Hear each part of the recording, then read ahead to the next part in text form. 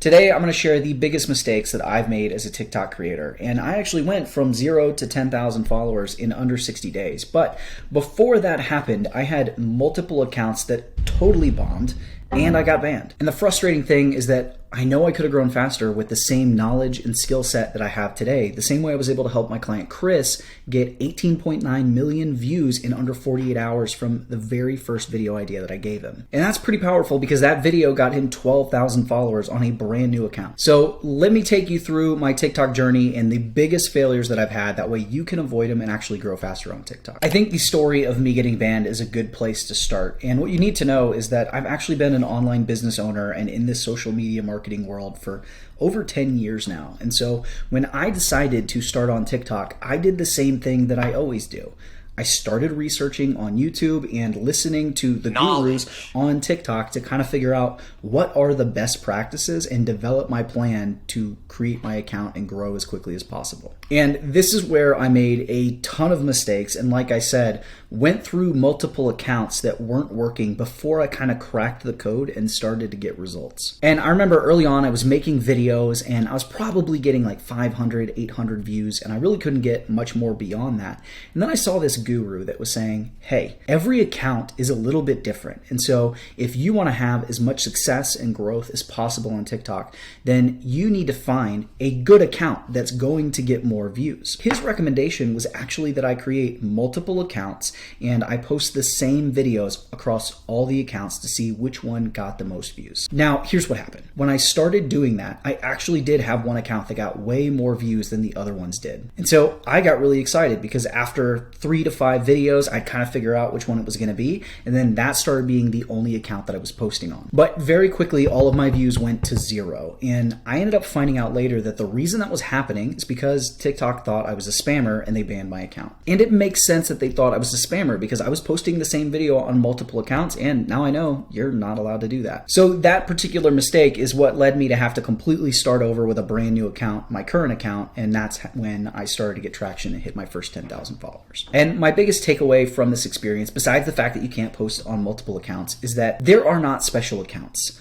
If you keep making new accounts hoping that one of them hits, you're not going to be successful because that's not what happens. The reason that I had one of the accounts perform better than the other is because I just got lucky. Because the way the algorithm actually works is it shows your content to a bunch of random people to try to figure out who likes your content. And the algorithm does this to figure out what your content is about. So if it shows your video to one group and those people don't really watch it, then the next video you create, it's going to show to a different group of people until it actually finds somebody that really likes your video and watches it all the way to the end. And once that happens, it has some information and it can go find similar people. And in this way, it eventually categorizes your account, figures out what you're about, and is able to show it to the right people. And that's when you start getting bigger views. And so by posting on multiple accounts, what happened is that my first account just kind of got lucky and was served to the right people. And I had some people that were watching it early on, and that's why my views were able to grow a lot quicker. But that doesn't mean that you should keep cycling through accounts until you get views. Because one, it might make you look like a spammer in the same way to TikTok if you're just creating all these new accounts, but also because your account that you currently have, especially if it's a brand new account, is eventually going to figure out who to show your content to. And the more content you create, the more data it gets. And eventually you are going to break through. And if you're not breaking through, it just means that you need to improve your content. It's probably not getting enough watch time engagement to get pushed. And so starting a new account isn't going to help you anyway. But I realize some of you might be frustrated. You might be stuck in those low views and you're not sure what to do next. So when this video is over, I want you to watch this one next. It explains how to make the algorithm love you. And it really goes deep into what the algorithm values so you can start getting those good views. And if you combine that with the rest of the lessons in this video, you're going to have a lot of success early on. And one of the things you'll notice in that TikTok algorithm video is that I'm not talking about posting and hashtags, because this is another thing that I focused on so much early on, and it really hurt my ability to grow. And one of the reasons it hurt my ability to grow is because I was so worried about posting at the wrong time of day or using the wrong hashtags, and that would impact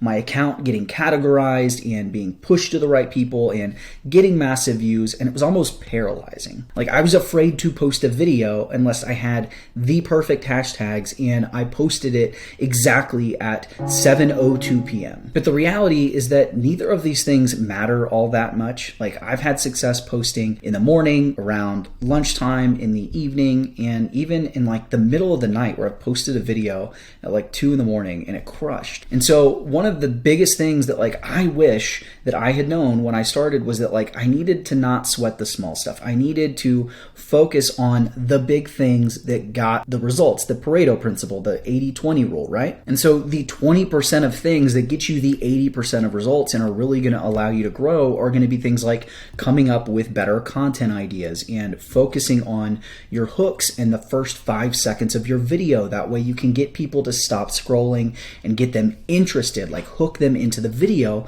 so they'll watch as much as possible, because watch time is really the metric that determines views. And I wasn't focusing on those things at all. And honestly, when I talk to y'all in these coaching calls that I do, many of you are focused on the same things. You're worried about the hashtags, you're worried about the perfect posting time. And when I tell you that it doesn't matter, you're kind of surprised by that. And the thing that I always focus on instead is doing content research and having good ideas, because that's something that I was not doing early on. I was literally guessing at content. I would have an idea and I would post it, or I would just post things that I thought were going to work, or that I thought my audience needed to know about. And let's take TikTok growth as an example. There are things that you need to know and that are going to help you grow that may not necessarily get views. And early on, when you're trying to get traction, you're trying to get views, and you're trying to get followers, you have to be talking about those things that get eyeballs on your content and go viral. And you'll never know what that is if you don't do the content research. You might get lucky from time to time, but you can actually create luck and improve your chances of going viral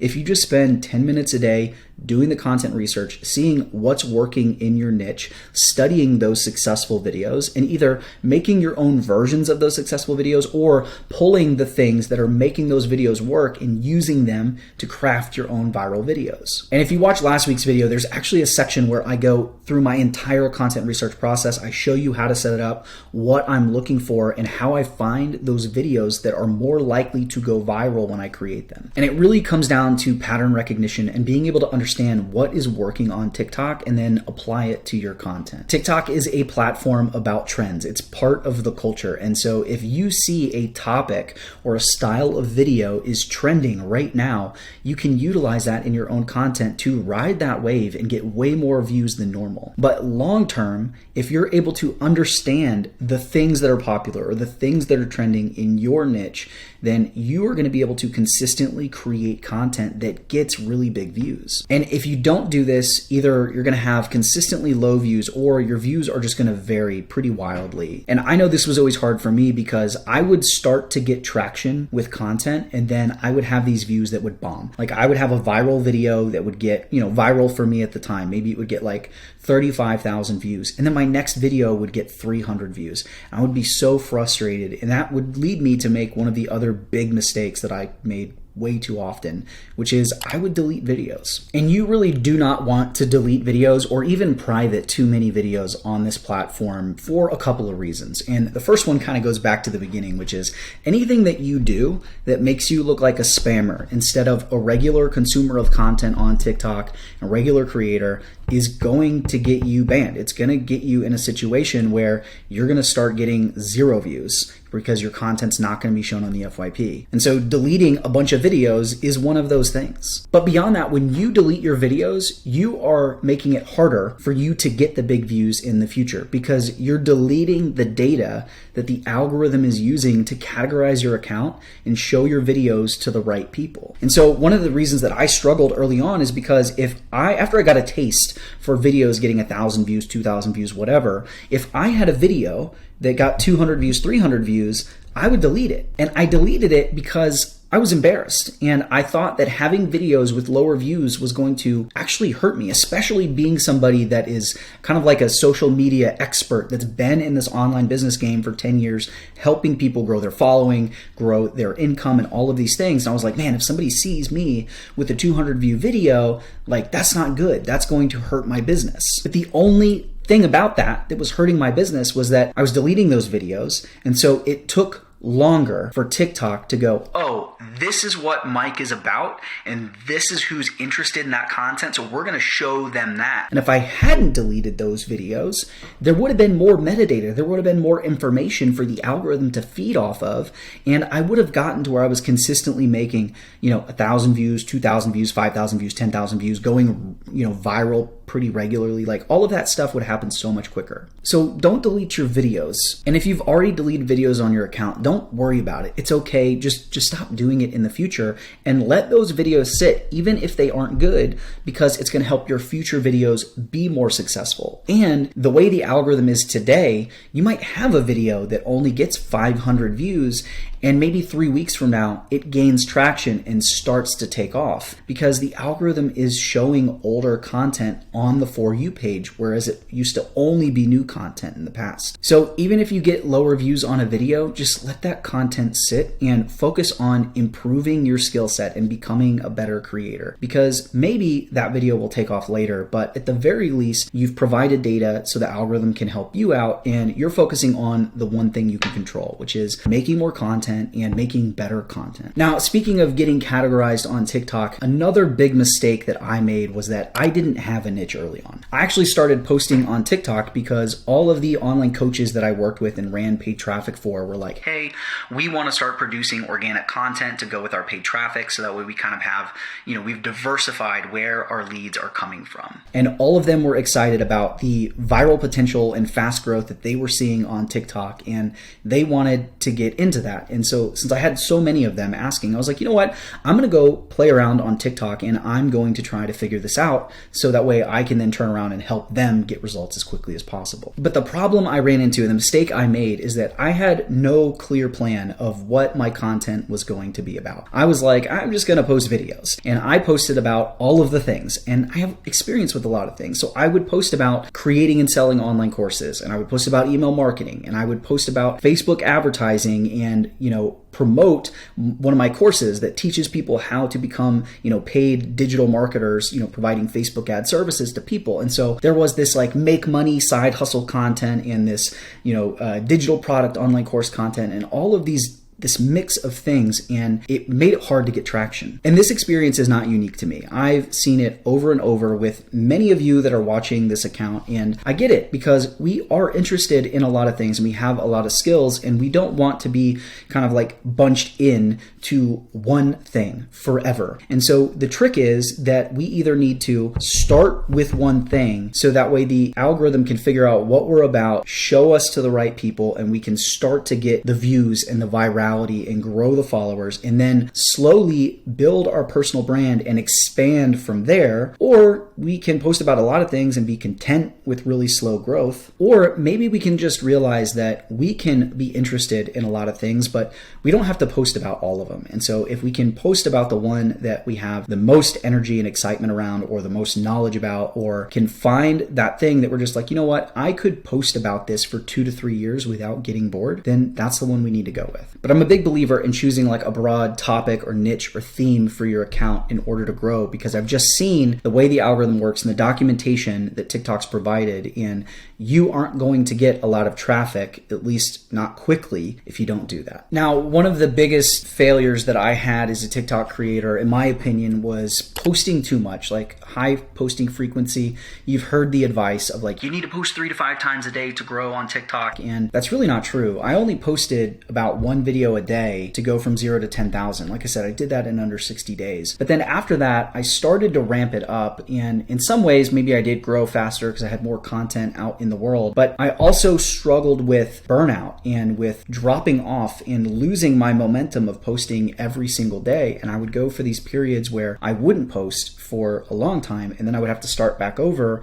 and my views would be lower, and I would feel like it would just be so frustrating because I'd feel like I undid all of that work I'd done. And I had, because I stopped posting. And you need to be posting every day on TikTok. That's what they want. And what I know now from, reading all their documentation is that they actually reward you for consistency over long periods of time. So if you post every single day without missing a day, like the longer you do that, the more you're going to be rewarded with additional views. You're going to get like boosted views, so to speak. So what happened to me when I started trying to post like 3 to 5 times per day is that first I was having to create every single day. Like I was basically waking up and everything I did was dependent on, I need to create these videos. And so I was coming up with ideas and I was outlining them, I was recording them, I was editing them, I was publishing them all throughout the day. And if I did it early in the day, then I could get to my work and I was kind of prioritizing that. Or if I had other things going on in my businesses, I would do those. And by the end of the day, I was just rushing to get this content out. And it wasn't the best quality content. And because it wasn't the best quality, it didn't always perform as well. And then on top of that, I found myself in these situations where I would be upstairs working on videos, or in the evening, I'd be sitting on my phone with the family, like trying to edit and publish the videos all the way up until almost when I went to bed. It was impacting like the time that I wanted to spend with my wife and my kids. And it became this like stress where I always had it. I had to keep up with it every day. I could never get ahead. And on the days that I didn't feel like doing it, I didn't have the ability to just pull back and take a day off. And if you contrast that with like building a routine where you're posting once per day, and so you only have to get 7 videos in a week, then you can actually put that energy into one day or a couple of days and get multiple videos done. You can be creating when you're feeling like it, and you can take breaks when you're not feeling like it. And then you're spending more time on the research and coming up with the good ideas and creating quality content because it's not rushed. So your videos are usually going to perform better. But for me, it was a lifestyle thing, and it was just not having that stress and not feeling guilty when I didn't get the videos done and beating myself up over it, or when I did but it came at the expense of like my family time, then I felt bad about that. And it was just like this constant stress. I just know like I should never have done that. And so when you're thinking about frequency, you should really be thinking like, how many videos can I create where I don't miss a single day, and like create as much as you can without burning out, without feeling additional stress, without it eating into you building your business or the time with your family or any of those things. And it really shouldn't get outside of the 1 to 4 video range, because that's what TikTok recommends. And then a kind of related mistake that I made was I didn't have like a good mix of content. So when I first started on TikTok, I was doing all talking head video, like this style, educational content, and I would post it and I would get very few views. And the reason for that is because watch time is what drives all of this on TikTok. That's what drives the views you get. If you get more watch time than your competitors do, then your video gets pushed. But if their video gets more watch time, theirs gets pushed and yours doesn't. And so to give you like a little algorithm lesson here, that original 200 views, that's your sample audience. And if you perform well in the sample audience, you get pushed, and they keep checking it at 500, 1,000, 10,000, and so on, all the way up to 1 million.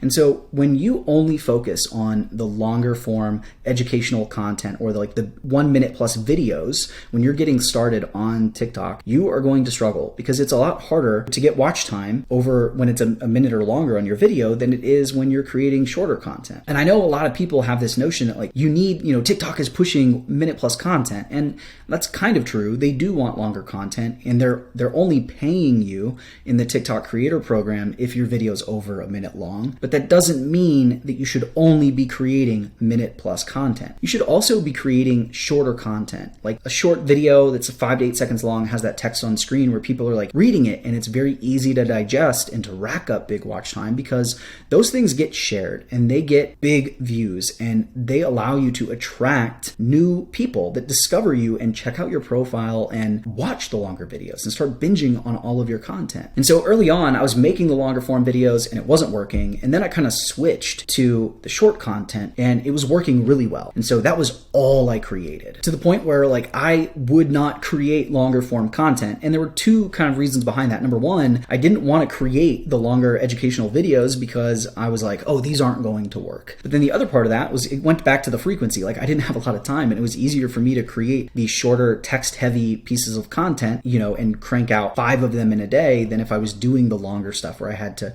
trim it and edit it and do all the things. And so I wish that I had created a mix from the beginning and like understood how certain types of content are about going viral and about bringing in new audiences and growing your following, and other types of content like this video are really to serve your existing audience, like to serve those fans and let them get to know you better and start building your personal brand. And I didn't get that. And if you want to know more about this, just watch last week's video, because I really did a deep dive on this and broke down, like more so than I did here, the types of content that you created and give you like some more concrete details that you can follow. But for right now, the lesson you need to learn is just you need a mix of content, right? And you might be feeling feeling like, well, the minute plus video, that's all that matters right now. And the reality is that, short form content, like the really short content, is kind of making a resurgence. And we're seeing that get a lot more views than it did really in the last 3 months. And so take advantage of that. Get new people into your world. Use that longer content to build your personal brand. Let people get to know you so that way you can create those followers that are going to watch every single piece of content that you put out. And if you're one of those people way at the beginning that want to talk about multiple topics, like this is how you do that. You start building that personal brand. You start getting them to like you. That way they will watch anything that you produce. Now, another thing that I really regret not doing was I never really jumped on the new features that TikTok was promoting. And that really was to my own detriment, because when TikTok has a new feature, and this is true of any social media platform, when they have a new feature and you use it, they tend to boost your views, right? And sometimes they tell you they're going to do that, like TikTok does in a couple situations I'm about to explain. And sometimes they don't, but they create a new feature and they want people to start using it. And so they reward you for using it. It's like a dog that you're training. They give you treats so you'll do it more. And the treats they give you in this case are your views. And so I never really leveraged a lot of these tools. I know the biggest one that I regret not using more was the video replies to comments, because I'm a big proponent of responding to comments. That engagement, it helps you get views. It's how you build community. It creates more comments. I think it's one of the easiest high leverage, high ROI things that you can spend time on as a TikTok creator. But I didn't do the reply videos where you literally, I got my